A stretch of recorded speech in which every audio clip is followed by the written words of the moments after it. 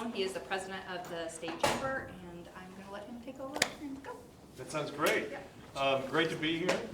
Better weather here than back in Omaha, Lincoln, so good to be here.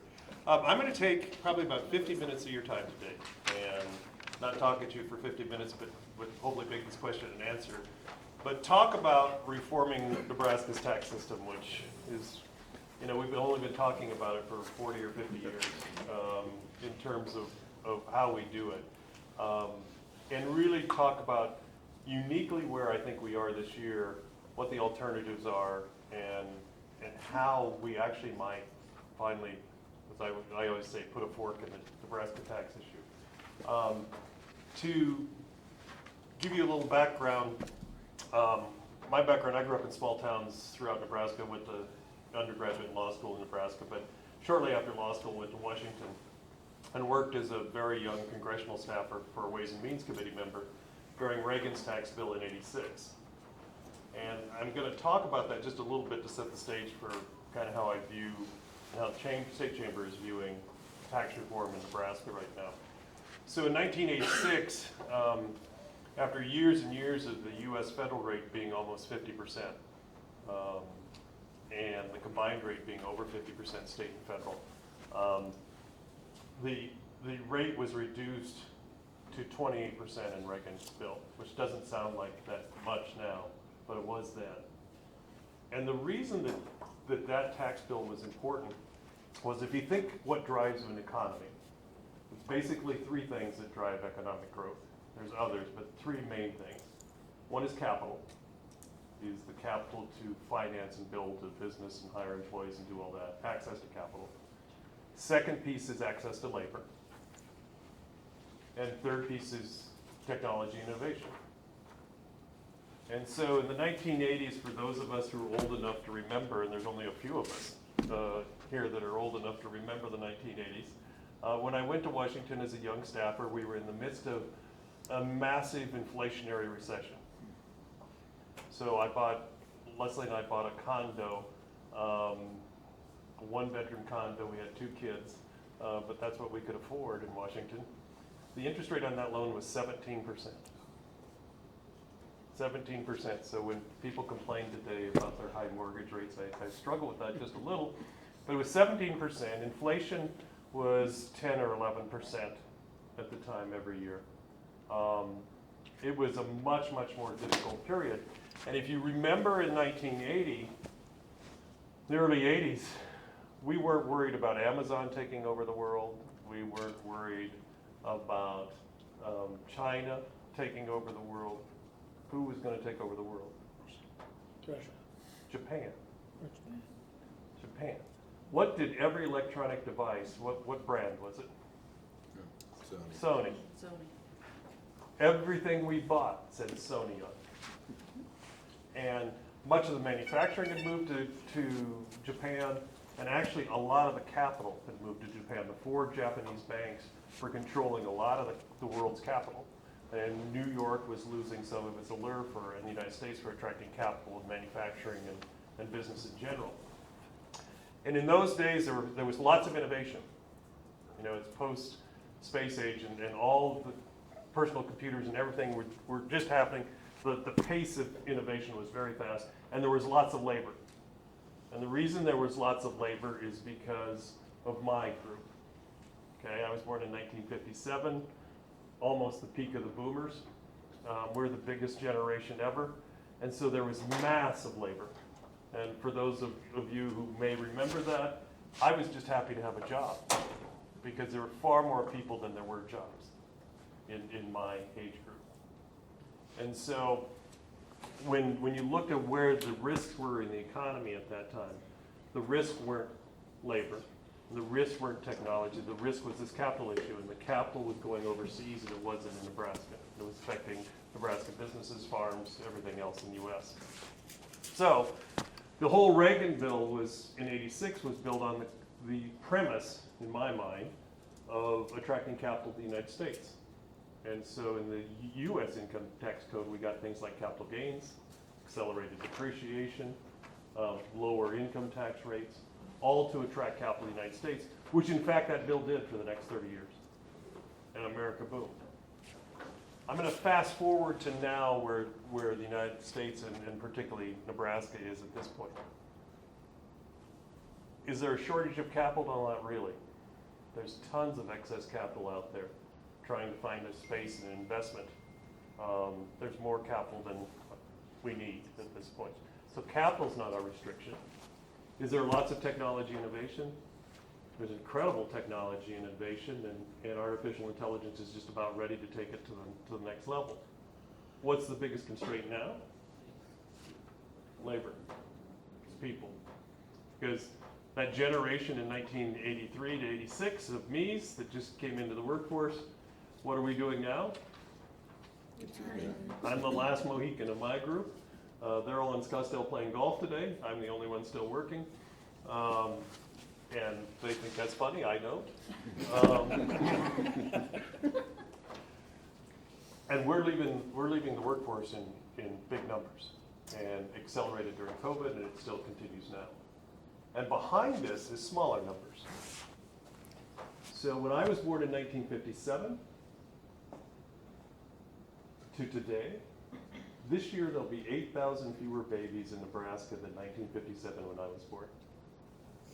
8,000 fewer babies this year than 1957 when I was born. This declining birth rate has been happening since the 1960s.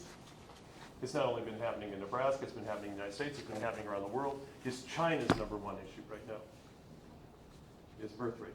Because there are not enough workers coming up through the pipeline to replace us, my generation. And so, when you think about what the biggest constraint on economic growth is right now, I would tell you by far, and every time I go to any community in Nebraska, #1 issue is workforce, and you see it in all your stores, you see it in everything we do. Ag has the same issue. Finding people in ag, finding people in hospitals, just about every position anywhere relates to this workforce issue. If you go to our high schools in Nebraska right now, the largest class in K through 12 is seniors. Smallest class, kindergarten. Every class below senior gets smaller in total. There's a few communities that they're growing, but in total in Nebraska, every class gets smaller. So what we know is this workforce issue isn't going anywhere. College enrollment's down 10% and declining in total. There's a few community colleges that are growing, but generally overall, college enrollment in Nebraska is declining, as it is across the United States. All a function of the pipelines getting smaller. So what does any of this have to do with tax? Well, taxes inherently are a friction on an economy.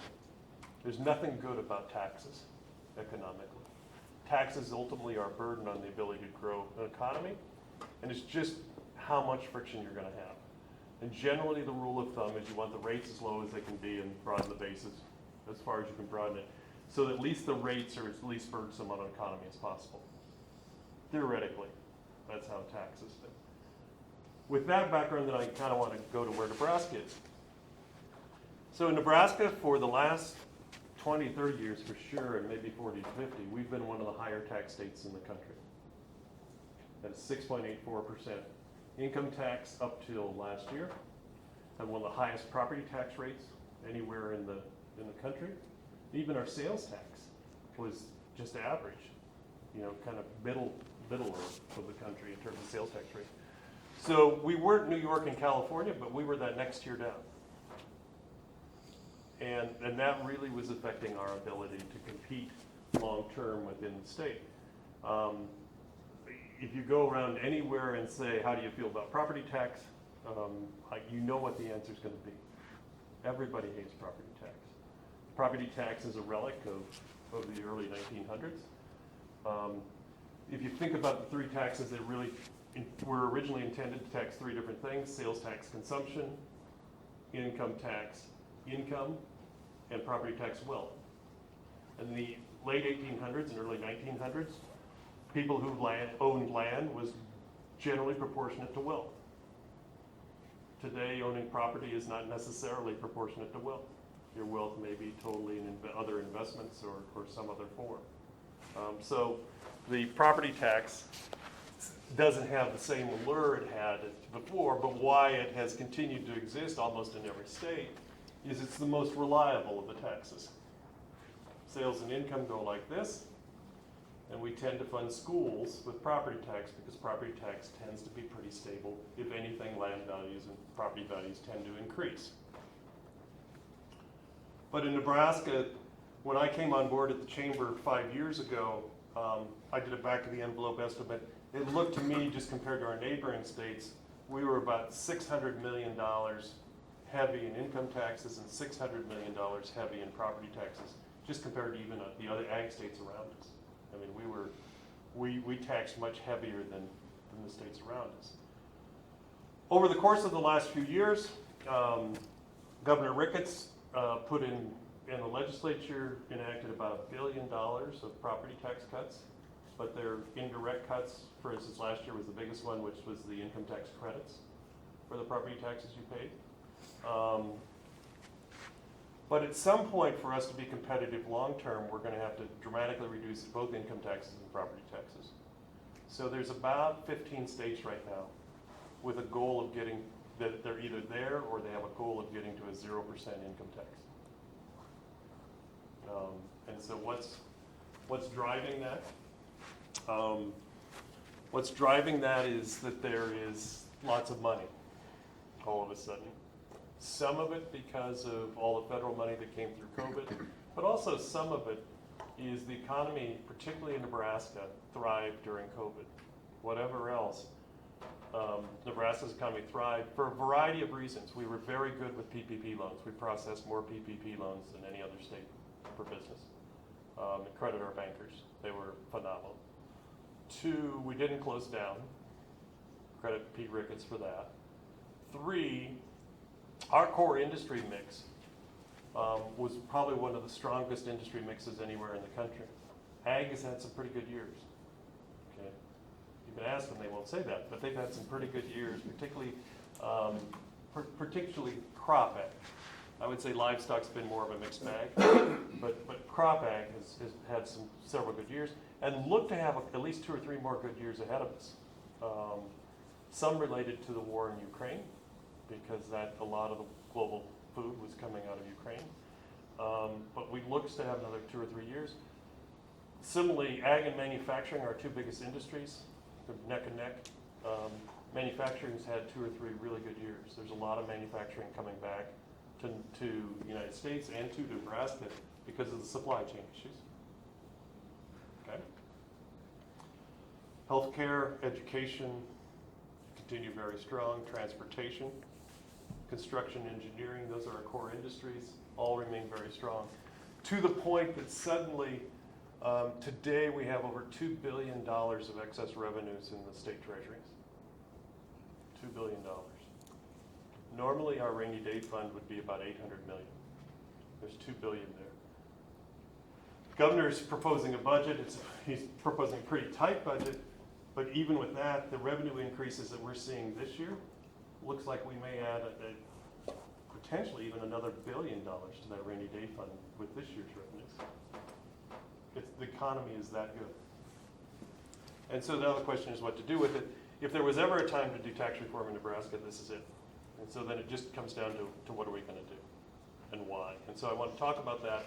Stop me at any point. I'm happy to answer any questions, but I want to give you a sense of where we are. So I'd like you to just grab this little sheet, and I want to level set kind of what our taxes are right now, so the left box a little bit. So the most recent numbers obviously are the 2022 numbers, and they're somewhat fiscal. So just so you know what we collect in Nebraska, and this is important. Individual income taxes in Nebraska collected $3.2 million. Okay? Corporate income tax is 0.7. You say, why is it so much smaller than individual? Remember, sub-S and LLCs, partnerships, all those flow-through entities, they pay their tax through the individual, not through the corporate. So the corporate tax is only real corporations out there paying taxes. Sales tax, $2.1 billion. We have a 5.5% rate. Normally people are paying 6 to 7 depending on their local rate. $2.1 billion in sales tax. $5.0 billion in property tax. Remember that property tax is collected at the local level and stays at the local level. And so property tax, and it's built into our Constitution. Our state constitution, if you read our state constitution, back from the late 1800s, evidences a great deal of distrust of Lincoln. It puts most of the power in the communities. In Nebraska, for our history, because of the property tax, about half the tax collections were collected locally and stayed locally, and only about half ever got down to the legislature. And so even today, that $5 billion is not controlled by the legislature.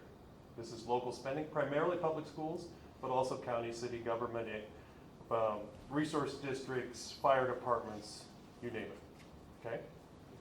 $5 billion.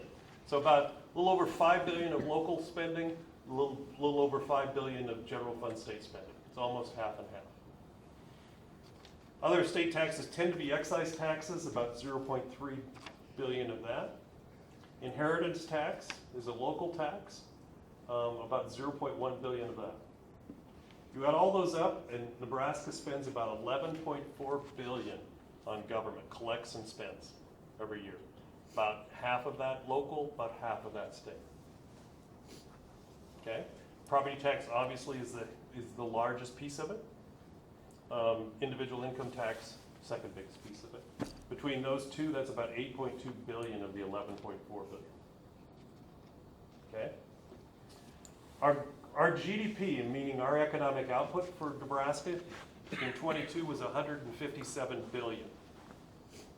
Okay, so that's the total economic effect in Nebraska was 157 billion. So out of that 157 billion, we collected taxes of 11.4. Our population is not quite, but almost 2 million. So essentially 2 million people in Nebraska. Out of those, almost exactly one half, a little over one half are employed. So about 1 million are employed. The per capita income was $38,000 per person. So if I multiply that times the 2 million people, I come up with something around 76 billion. Okay, in total income earned by people in the state. I go through these numbers because then it takes me to two alternatives. There's actually a third alternative being discussed out there, which I'll talk about as well. And so this session, there's really only two bills in front of the legislature. One is the EPIC consumption tax, and one is Governor Pillen's proposals. So I'll take you through the two of those and talk through the numbers. So the EPIC option consumption tax is a consumption tax proposal. These are not new. Consumption tax proposals have been around for 30 or 40 years, at least, both at the state and the federal level. We do not have a consumption tax per se, other than our sales taxes is truly a consumption tax in the states. I lived in Germany for a while. They have VAT taxes over there, which is a consumption tax. Europe generally has a consumption tax, as do many of the Asian countries. And in their cases, they collect it generally at the national level, and then they rebate it to the states. So state funding is paid for from a collection of taxes on a national level that go back to the states, or they're collected by the states on behalf of the national level and stay there.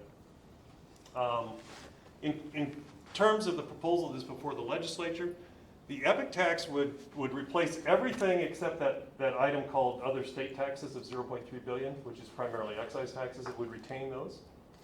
But it would essentially propose to eliminate all the other tax categories and replace it with a single consumption tax, which would apply to the sale of new goods and services. So everything you buy, essentially, either whether it's goods or services. And currently, our sales tax primarily taxes goods, some services, but mostly goods. This would extend to all goods and services with one exception, and that exception would be consumable groceries. Anything you eat, that you go to or eat or drink, and you go to the grocery store and buy, would be exempt. But everything else that you buy would be subject to this consumption tax, but you wouldn't pay income tax or property tax anymore. It's very appealing. Most of us would say if I could get rid of my income tax and my property tax, I'd be happy to pay a tax on this. I'm going to get back to the math on that in just a minute. It also there's an amendment to this bill that's on file that I would think will probably come up as well, which would allow local governments to also apply a consumption tax if they needed to. But it would have to be the same consumption tax under the same rules, just like our state taxes work. Then, out of all these consumption taxes that would be collected, they would essentially go to the state government. Budgets would still happen at the local level. Local schools would still create their budgets. Those budgets would then come up through regional commissions, would then go to the appropriations committee, legislature, and the legislature would appropriate the money back out. The original rate is proposed at 7.5%. Okay, everything you pay. So right now we probably pay, the state rate's 5.5%. This would raise it to 7.5%, and it would apply to all goods and services. My issue with the consumption tax is not the design. It's actually, they've done really a lot of work to try to draft something that works. The problem is the math. So in order to do this, we have to replace $11.1 billion of taxes, everything but that other taxes. So this thing needs to raise 11.1. But what I know is I only have 76 billion of personal income, which means every dollar of personal income would have to be taxed at about 16% in order to raise 11.1. And that's sort of fundamentally, and practically we can look at this and say the current sales tax of 5.5 only raises 2.1. How do we go to 7.5 and get to 11.1 billion of tax simply by adding services? The bigger issue, perhaps, let me deal with the math issue. So what I do believe would, if this were enacted by the legislature, or if it were enacted on the ballot, the first thing that would happen is the legislature would realize they're anywhere from $4 to $6 billion short. And then you've got a couple choices. You either make drastic reductions to Medicaid in schools, or you raise the rate. And my guess is, it's only a guess, is the legislature would raise the rate. They wouldn't massively cut schools, and they wouldn't massively cut Medicaid. And that rate would end up somewhere between 12 and 16%. And it might be a combined rate, in meaning that the local localities to fund their schools might impose their own consumption tax. And in the end, you're going to get to something like 12 or 16%. And then I go back to what our constraint is right now, which is workforce. The most important thing for our state right now is attracting young families. There's nothing more important to Hastings right now than attracting young families. There's way too many Amis in all our communities. I'd like to think I'm a fine fellow, but my contributions to the community and the economy have a shorter runway, let's put it that way. That's as polite as I can put it.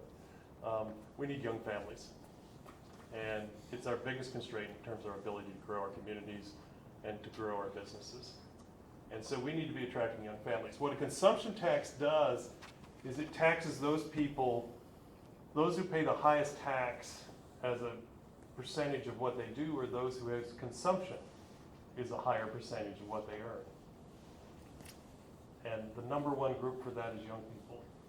And if we all remember our first jobs, Leslie and I think we went to Valentino's every Friday night. That was date night. We shared a pasta that cost, I think we got a pasta and a beer each, and in those days it cost $10. But that was the only night we could go out, because with 2 kids, every last dollar we had was going into consumption. And so you take young people and you think about their consumption today as a percentage of their income, and it's very, very high, which means this 12 to 16% rate would apply to every dollar they earn, instead of a 5 or 6% income tax. A lot of them don't pay property tax. They may pay it indirectly through apartments, but they probably don't directly see themselves paying property tax. But they wouldn't be paying 6.7% in income tax. So last year, the legislature reduced the income taxes to 5.84, and then you're going to see in Pillansville, it's going to try to get it down to 3.99. And the other thing that's happened to them that we didn't have, and it's hard for me as, an old guy. I sound like my father most of the time, but they do really have some challenges we didn't have. When I first started, we didn't have to have internet in our house. Functionally, there's no way to function for them without internet in their house. What's your monthly internet bill? $60, $50. Plus your cable bill, Not part of it. okay? How much does your cell phone cost every month? Okay. We didn't have those bills. And you go through their technology bills just to exist in today's world, things we didn't have. For young people, the cost of just surviving is much different than our period. We've got, not only for that, but for other reasons, we've got over 20% of our kids under 30 living with their parents at this point, and a lot of it's just financial. And so, yeah. And don't forget percentage of income spent on housing costs. Yeah, housing costs. Way higher. Yeah, and kid costs, Oh my gosh, daycare. daycare costs. It's all changed, and so something that added 12 or 16% to everything they paid, everything from daycare to diapers to rent to everything, would be really hard. The other group that's hard on is moderate, modest income seniors. So what this would say is, if you're living on your on Social Security and a little bit of the savings that you had, you're now going to get taxed as you spend that. And if you're relying on Medicare and Medicaid, one of the problems I've got is I don't think Medicare and Medicaid are going to pay this tax. So either, if you're in assisted living, either the assisted living or the hospital has to eat it, or they're going to charge you for it. I'm not sure if you have private insurance that it's going to get paid for. All your drugs, everything you do. And we've just tried the legislature to eliminate the tax on Social Security. You know, you paid taxes, you contribute to your Social Security, and now when you spend it, it's going to get taxed at a 12 to 16% rate. Those are the two groups that would get hurt the worst. The groups that would do the best are people who live on investment income, and particularly if you're a snowbird. If I lived on rented land, because land there'd be no property tax, I wouldn't pay any consumption tax. That would be the best. Or if I was just living on stock market investments, that would be the best. I lived in my consumption. I always use the example. Warren Buffett, who I have great admiration for, lives a very modest life. I'm quite sure his consumption is less than mine. He's a big fan of Dairy Queen. He would pay less tax than I would in this environment.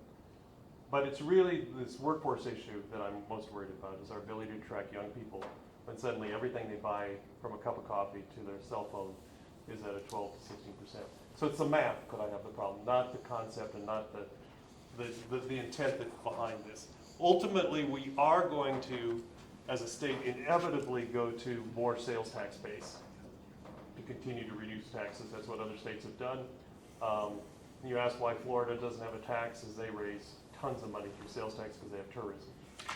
You ask why Wyoming doesn't have a income tax, it's because they had an excise tax on coal. South Dakota, Mount Rushmore, and the tourism that goes with that. So I don't think, the problem with epic tax is really the math. I can't get there just on personal consumption, which means you would have to either raise the rate to a rate that would make us uncompetitive, or you'd have to tax something else, whether that's business or ag or whatever it is. And for border towns, it really would get desperate. If retail sales were 18 or 15% in Omaha, Council Bluffs would boom, where you can just go across the river and buy your stuff. So that's our concern on that. The governor's proposals this year are interesting. And Before we move on, yeah, are house purchases in that epic proposal So- be taxed? used property is not taxable. Okay, so you buy a used house. I don't think it's taxable under the proposal, but all the commissions and fees that go into closing Oh, well, yeah. would get taxed at whatever that rate was. If you constructed a new house, Then I think you pay the additional. When you're running your numbers against the personal per capita income, I'm assuming then businesses aren't paying anything in your numbers? I'm just curious. No, and they actually, they make, Is that taken into that? Is that yeah, so factored into businesses do not pay taxes under consumption tax. there? They do not. And the reason being, I didn't know and that. they don't in Europe either, the reason being is, let's take a manufacturer. Okay. Let's say you're building, you know, a combine, okay? You're one of our combine manufacturers. If you had to pay tax on every bolt and screw and piece of metal and all those inputs that went into building that combine as a manufacturer, so now you pay 12 to 16% on that, okay? And then there were services, welders and others, that to the extent that you had other services, and you'd pay 12 to 16% of that, and then your customers had to pay 12 to 16% on top of the 12 to 16%, it's a pyramiding thing. But when they buy a new piece of equipment, they pay. They'd pay. Yeah, and that's in your numbers. A there? business, not a business. The business does okay. They, Dave said that would be considered business to business, but the question that I have, a little invested in the combine sale issue. Yeah. Correct, correct, On your correct. dealership, but we've created an environment where the majority of our producers, like you mentioned earlier, that it's actually considered individual income tax through our LLC structure, and S corps and Yeah, everything else. and that's not as clear to me. I don't think the authors of this bill, their intent is to tax combines. Okay, yeah, I was just curious. But I understand what you're asking. Yeah. But technically. part sales and service Yeah. sales out of your dealership But, will be taxed. but for instance, in the area of cars, used car dealers will thrive Yeah. because everybody will buy a used car that's not subject to the 12 to 16%, whereas the new car dealers will really struggle. New car dealers will probably be out of state. Yeah. Okay, so let's talk about, combine sales are great. Let's talk about mom and pop shop law firm downtown. Yeah. We buy a case of paper. We'll pay the tax on that, right? Even though we're business, right? If it's business to business, no. So they exclude businesses, anything where a business buys from another business. So it'll depend on our taxpayer identification number then? Yeah, so everybody will have to register, you'll still have to report all these sales. And then you'll have an exemption certificate, and you'll have to report the exemption certificate. So I hear some record Lots of keeping record fund keeping. for all of us. Yeah. Have I got that right? But taxes Accountants- would be charged. Any- Accountants are going to thrive. Any Have I got business that who's been right? through a sales tax audit understands what I'm talking about. Woo-woo! Is you're gonna have to record every transaction, and the state's gonna audit every transaction. I'm gonna kill myself. How about a few? From a chamber standpoint, from my own personal standpoint as tax lawyer, this isn't the right answer. A consumption tax, maybe if it was national someday, might be something that the federal government might consider. And so that people in Kansas and Iowa paid the same tax we paid, then it wouldn't necessarily be uncompetitive. But if, in that case, I would prefer a VAT, because a VAT, the European VAT excludes exports. So like all our corn and beans that we sell overseas wouldn't be taxed, or anything else we export. It's just a more sophisticated tax, yeah. You define that, Matt? Can you define that? Yeah, it's a value-added tax. It operates very much like this. Only the way they collect it is everybody pays, so you would pay for the bolt, or you would pay for the paper, or you would pay for the combine. But then you get a credit for what you paid against what you collect from the ultimate purchasers, and you offset it, and So if you spent $100,000 to build something that you sold for $120,000, there'd be a VAT tax on the $20,000 in Right. value added. that, as a and you'd result of the only, services you'd only too. have to pay to the government the 20 extra you'd already paid the 100. That's why they call it value-added process. The governor's proposals, what he plans to do, what he's proposing to do with these excess revenues is the following. Take our individual income tax rate down to 3.99. That would make us the 15th lowest in the country, 15th or 16th lowest in the country, which would be phenomenal for us because we've been in the 35s to 40s, 32s to 40s for a long time in terms of where we land in the 50 states. In terms of ag land, a lot of the heartburn around the property tax, for us residential owners, we have a lot of heartburn, but the ag owners have a lot of heartburn around the property tax. And it's primarily related over the last decade to land valuation increases that ag land particularly has had. We've certainly had it in the residential as well. This would limit ag land valuations to the income producing capability of that property. So the values would tend to trend more with whether ag was making or losing money, okay? And there would be caps on how much a local taxing jurisdiction could increase that ag land valuation any given year, and I would love to see that in residential as well. I mean, I think where everybody gets really grumpy is when they get a double-digit increase in their valuation in a single year, and we've seen that across the state in a number of cases. It would totally eliminate the income taxes on Social Security. That process got started last year. This would finish it. It would provide opportunity scholarship credits for private schools for low-income students who wanted to go to a private school.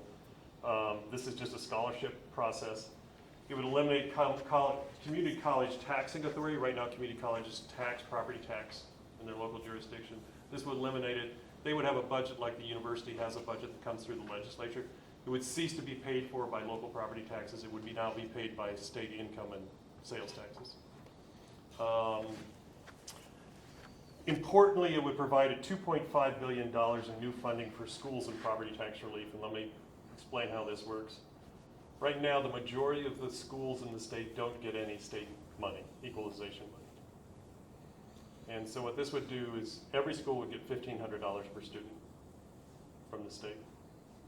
And so for rural schools particularly, this would be a substantial increase in their budgets. I didn't put it in this, but it would also increase the payments made for special education requirements in the schools.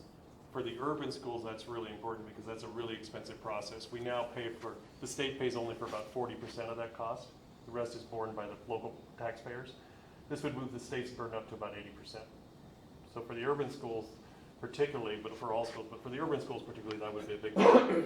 He would then take $1 billion of his excess cash and put it in essentially what looks like a trust fund for the schools to say, look, if there's a dip in the economy or if something happens and we're at a 3.99% income tax rate, this $1 billion is still there to secure education funding. He would also add $250 million to that every year for the next several years. In the end, he would add up to $2.5 billion. So all of that is geared so that schools know that this continued funding is there, not subject to a recession, for probably at least 6 or 7 years. So does that future fund apply just to public schools or to the community colleges as well? It applies right now only to K through 12. I do believe there's backroom negotiations going on right now, not in a bad way, in a good way, going on in Lincoln right now, talking about the community college if the levy was reduced. There's other counter proposals on the community colleges. I'm not quite sure where that's going to end up. And then they put a cap on education spending. And this is important because, at least from the chamber perspective, we've always had a policy that there is no solution to property taxes unless there's a solution on growth and spending. It's no different than our household budgets. You can say what you want, but unless you can control your spending, you're never going to get a hold of your budget. The reason that we have 2.6 billion in reserves right now, and I'll credit, during Pete Ricketts' 8 years, we spent 3% or less growth in our state budget, and our economy grew faster. That's compared to about 5 or 6 for his predecessors. And it wasn't just the governor, it was the legislature. Senator Stinner, who was appropriations chair, deserves a lot of credit. The key to reducing taxes is always to make sure that our rate of growth is higher than our growth in spending. It's not rocket science. And we've done that for 8 years in a row. Governor Pillen's going to try to do the same thing here. He's holding his budget, I believe, to about 1.9% is his goal. Growth in budget spending, which is really tight.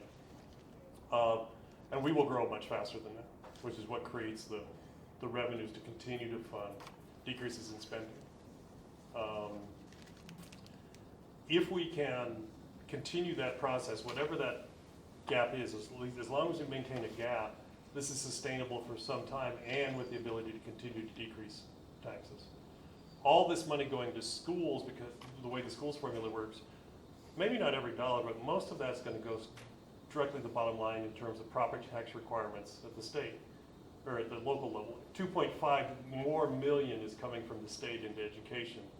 That means that's money that does not have to be raised locally.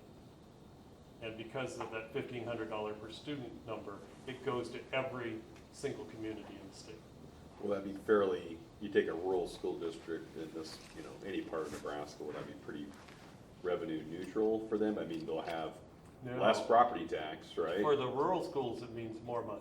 Yeah, but in terms of, but if you, their value of their ag land, like how much of an effect is that gonna have? If the value of their property tax. It only affects their ability to increase. Okay, so increases in value in ag land, if ag land stayed the same level it is now, as long as they weren't bumping up against a levy limit, which some of them are, they could raise the same money or more. And then what's put in here is a 3% soft cap on growth on schools. And it's a soft cap because it basically creates a statutory 3% cap. It can be overridden by a supermajority of either the school board or the voters. So there's some communities where this obviously will happen. So if I look at, in my area, I live in Omaha, Bennington, Gretna, Elkhorn are growing like crazy. They're gonna have to build new schools, and they are building new schools. 3% cap probably doesn't make sense for them, but it would require their board vote or their voters to vote on it.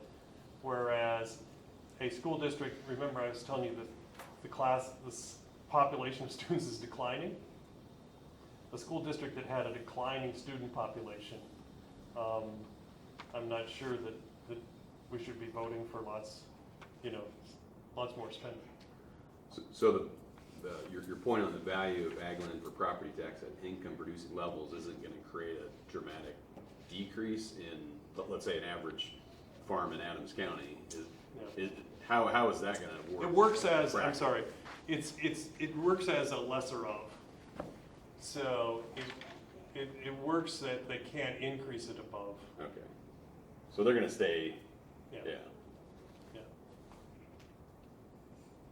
So, But a lot more money, a lot more school funding is gonna come from the state rather than local.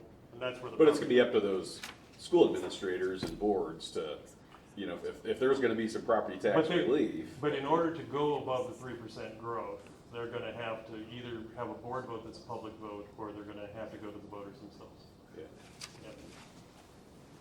so what happens in 4 or 8 years when we don't have a fiscally efficient governor where that gap flips? So, I think the question is, you know, what happens if we don't have a fiscally conservative governor? One, I think that's a very low risk in this state. Having run for governor myself, very unsuccessfully, against Pete.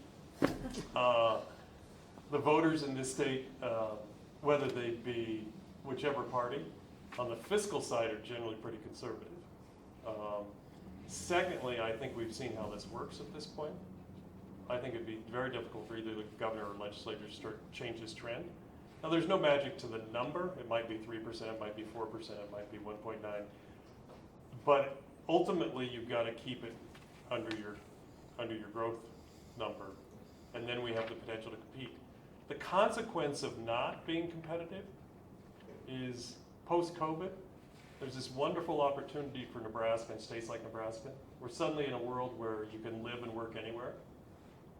Nebraska's really attractive right now. On the other hand, you can't rent a U-Haul in New York or California. They're all ordered for months in advance. People are leaving California in very large numbers. So here we have this opportunity. We've never had this in my lifetime, where we have this massive ability to attract people. The consequences of a high tax rate would be very difficult, particularly if it fell hard on 18 to 34-year-olds.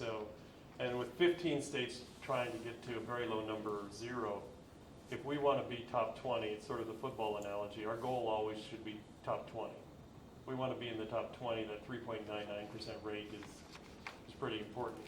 I do think our business structure, our ag and manufacturing will continue to be strong. Ag will go through cycles. There's no question. And that's why having a rainy day fund is really important. So tell me, what's your data that says, other than the obvious sales tax, which I do think young people look at, oh my God, I paid a 12% sales Right. tax or 15% sales tax, or a huge high income tax number, right? What is your data that shows that when young people choose where to live, where to migrate to, they even care about taxes? Is that really what drives their decision making? Great, fair point. The answer is there's no one answer to what drives young people, and there's lots of studies out there. So the things that drive young people the most are the things, my earlier point about Nebraska. Interestingly enough, it has changed even in the last 5 years. The number one thing I see in the efforts to poll these young people right now is security and safety, which wasn't the case 10 years ago. 10 or 15 years ago was I want to go to a cool place that has, Starbucks. Now it's security and safety. Family tends to be 2 or 3 usually. Beyond that is job opportunities. And there's plenty of job opportunities out there, How? but they want technology-related jobs. And so this is unrelated to the tax piece. We've got to do 3 things all at once. We've got to fix our tax code system, but you can't charge them a high rate of tax. So the property taxes for families that are trying to buy houses is an impediment. We do know that from the surveys. We also know that for families who are trying to get to upper income levels, that suddenly that income tax rate when I can go to Iowa, so Iowa's gone to 3.9. So my choice of whether I live in Council Bluffs or Omaha is pretty easy. I don't know, if you've been in Council Bluffs? I same thing with South Sioux and North Sioux, Scottsbluff and Torrey. And so we have no choice but to stay competitive with the states around us. We are now the highest tax state in the local region. Iowa used to be, but they went to 3.9 last year. The only way to stay competitive and the only way to ensure that our schools are still funded is to continue to grow the state. The worst thing we could do is kind of put our head in the sand, not attract young people, and not have the economy grow. When we have this massive generation of me's, we're suddenly going to be on Medicaid at some point, and we don't have enough workers to support what's coming up. So the same thing with our schools. Declining enrollments. If you go to our school superintendents around the state, their issue is declining enrollments.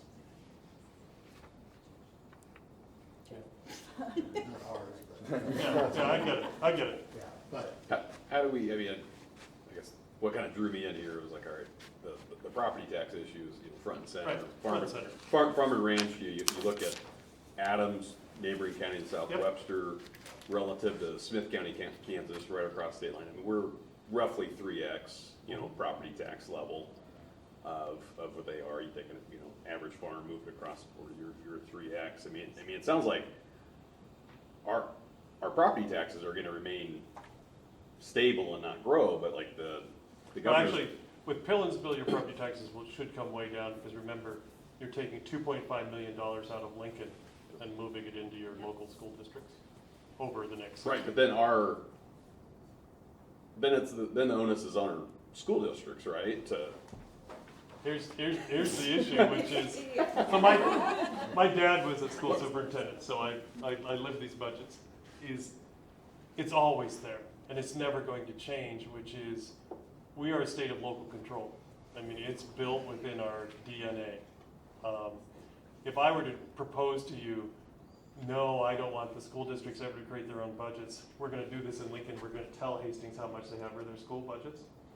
I would get 0 votes in Hastings for that approach.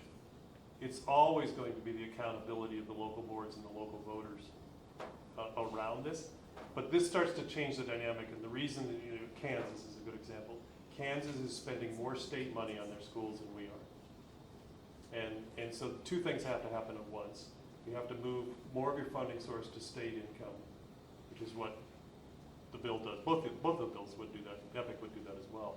And you have to have local budget control by the voters and by the boards. School boards matter. I would say school boards matter as much as legislature.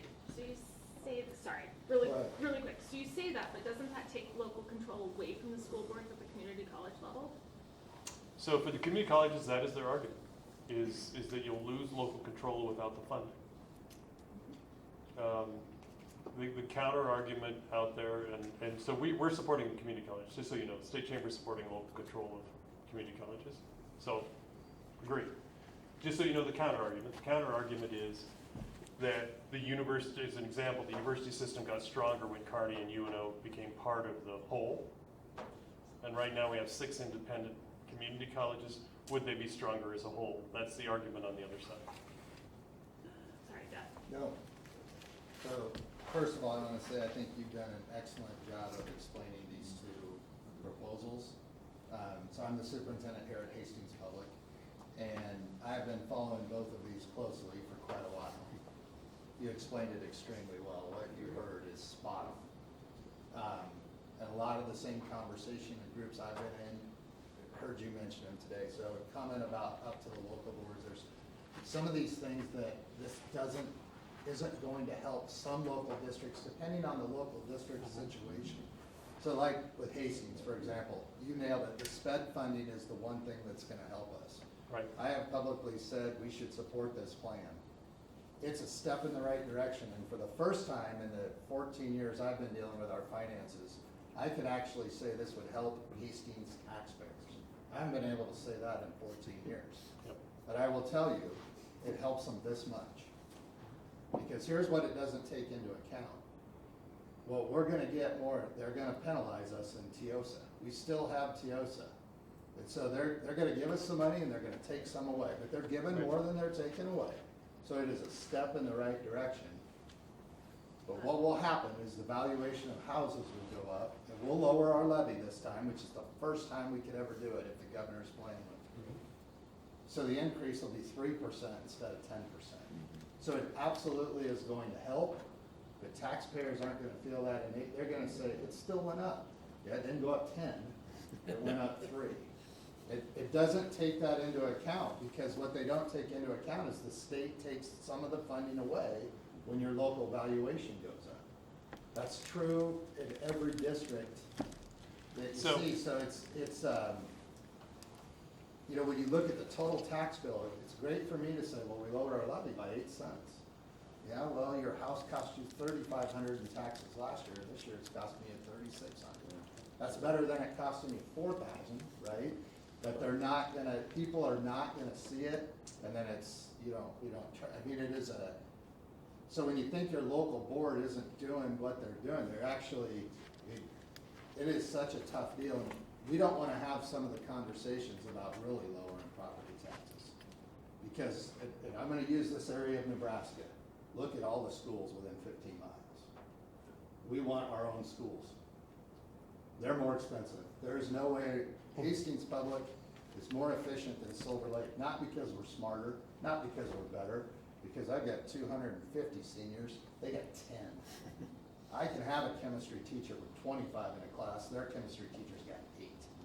Not because they're not smart, not because they're not doing a good job running it, that's what their community chooses. Until we go away from that. Unless we're, and So- comment on epic tax. So now because I agree with you. I don't know if this is personal, this is not chamber view, if you can. So, for me, the answer is, and it's why I love Nebraska. We're not happy with average schools. If you just wanted average schools, we could fix this problem. There's a lot of states that pay a lot less per student than we do. We just wanted average schools. We wanted just average roads. We could have average roads and we could pay a lot less, okay? That's never been Nebraska. And, yeah, South Dakota does have income tax, but if you live out in a rural area and you want that road graded, you pay for it. That's not who we are. And it's what is attractive to the very people we're trying to recruit. And so there's two ways to solve the issue. Is one, there is no way to pay for what we have and the quality of what we want without continuing to grow the state and growing our communities. And what excites me more than anything else right now is I tour the state, all the communities that I grew up in are growing again. And that wasn't the case for about 30 years. They're growing again and young people are moving back and there's a real opportunity. And to your point about the smaller schools, I taught at the University of Nebraska for 4 years. So I ran against Pete, lost horribly, stayed home for 45 days, thought I was retired. My wife told me I wasn't retired and sent me back to work. So I taught at the university for 4 years. And I taught graduate accounting. So that's my background. So I taught graduate accounting. And I taught it to 30 pupils per class. They taught this very same class at Kearney, no, not the graduate, my undergraduate classes. They taught the very same class at UNO, Kearney, Chadron, Wayne. I could have taught that same class online to 150, and they would have had to pay me this much more, and the tuition they would have collected would have been this much more. We struggle with that as a state, and it's the local control thing again. We struggle with that as a state, which is how can we combine resources to be more efficient? If the best physics teacher is at Mount Michael, a parochial school in Omaha, could we ever get to the point where he could teach online, at any of our public schools? We've actually seen this happen. There's some communities in the state, I don't know whether it happens in Hastings, where the parochial school and the public school share buses. So they only have one set of buses. Now the schools tend to be proximate to each other, so that works out okay. Can we share instruction between campuses? Can we provide calculus in a really small school, but we do it online? This state has, I've quoted on this a lot, I've never been more optimistic about this state than I am today. We've got $2 billion plus to spend and spend it smart. I don't think Pillen's plan is perfect, but it's the best I've seen so far. It's the best I've seen in ever. It's not perfect. I probably would do something a little bit different, but I think this could be a game changer for us. But in the end, our communities have to attract young people and young families. And that's another subject. How close does the government's plan, or the governor's plan, come to meeting that levy bill? So when you were talking about the EPIC plan, it's short, and so they'll do something to try to make up that difference. Yeah, so the Pillen plan balances and leaves money. It'll leave at least 1.3. The expectation is we'll still leave 1.3 billion in our rainy day fund after all this is over. So Plus have $1 billion in this trust fund for schools. It'll be more that we'll collect more ultimately. Correct. Than the 11. Yeah, and that's why he's holding the line on budget. He's continuing to hold the line on budget to continue to build the rainy day fund, to be able to continue to fund the things that need to be funded. Yeah. Okay. Great. I'm glad that everyone's starting to see that the EPIC plan is just unsustainable and unworkable. I understand the governor's proposals. I'm super glad there's still $1.3 billion left after It's really important. the giveaways to private schools and stuff. I'm super glad there's still 1.3 billion. I am deeply concerned about, and I understand we need to hold the line on spending to some extent, but I am deeply concerned that cuts that have happened over the course of the last few years in areas other than education have left us in such crisis mode, particularly in rural areas, that when we talk about recruiting young families, when they look around and see the problems we're having in justice, the problems we're having in the courts, the problems we're having in services to DD, the problems we're having, oh my goodness, at DHS and CPS, because of the profound lack, adult protective services, don't even get me started. Because of the profound lack of funding in these areas, it's going to become very apparent to them, if they move here very quickly, that we aren't doing a terrific job of taking care of the most vulnerable in our state. What do we do about that? So very good point. And what really excites me about the potential of the Pillen package this year is, for the last 30 years we've been in this debate in Lincoln, and it's been education over here, business over here, ag over there, all fighting to carve up the pie and saying, what piece of the pie is ours rather than grow the pie. And nobody's won in the last 30 years. Nobody's won at that approach. What's happened in the last couple of years is this. So I spend a lot of my time with education and ag these days, pretty much on the same page. In terms of, if we can put a fork in the taxes, and I'm sure we will never put a fork in taxes completely, but if we could really get to a competitive state this year, then I would argue from our standpoint, number one issue when I go to any town is affordable housing. Second issue is always childcare capacity. That's every community in the state. Every community. Third, which is growing, so my mother-in-law went into the emergency room in Omaha last week, and my wife explained there were gurneys up and down the emergency room.